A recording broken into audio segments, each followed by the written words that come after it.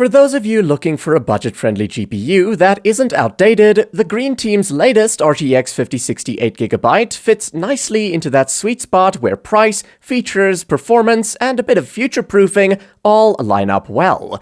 NVIDIA positioned it as the entry point into its newest generation, and while it's not aiming for high-end numbers, it delivers steady 1080p performance with enough breathing room for lighter 1440p gaming.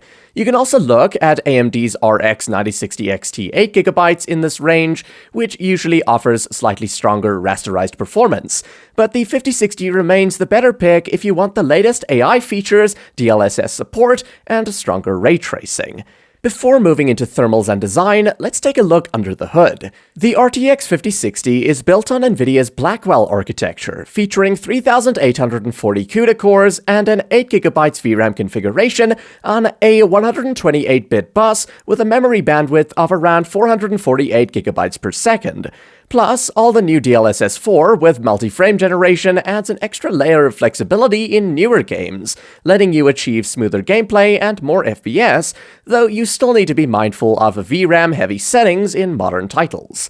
In real-world use, pairing this GPU with any mid-range CPU means you're very unlikely to experience any sort of bottleneck at 1080p, especially in competitive or esports titles.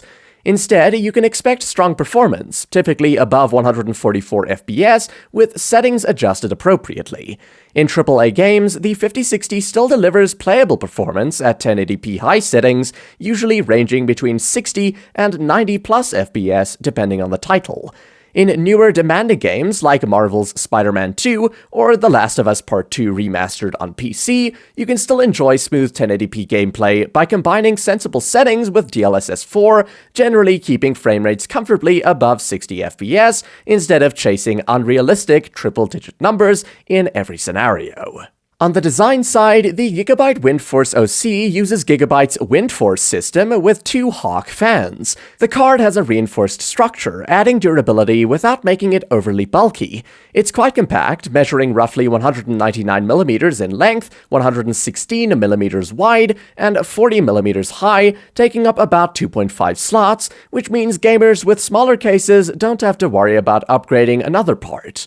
Power-wise, it draws around 145 watts under load, which matches its 145-watt typical board power rating, all fed through a single 8-pin PCIe connector, and Gigabyte recommends at least a 450-watt PSU for safe operation. Thermals are just as impressive, with the GPU averaging around 70 degrees Celsius under load and peaking at 73 degrees Celsius. The fans remain reasonably quiet, never needing to ramp excessively, and semi-passive modes keep idle operation effectively silent.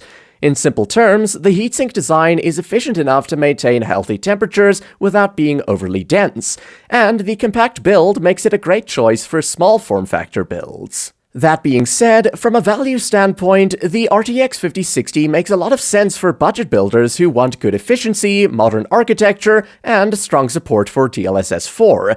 It doesn't try to stretch beyond its class, which keeps performance predictable across different workloads. While the 8GB edition of the RX 9060 can deliver higher raw FPS in rasterized AAA games, you may have to compromise on advanced effects like atmospheric lighting or realistic glass physics, which are worth having in a modern GPU. To sum up, what I like is the DLSS 4 support gives extra performance headroom. It has good thermals and quiet fans under load, and the compact dual-fan design fits smaller cases easily. On the downside, 8GB VRAM may be limiting for modern AAA games.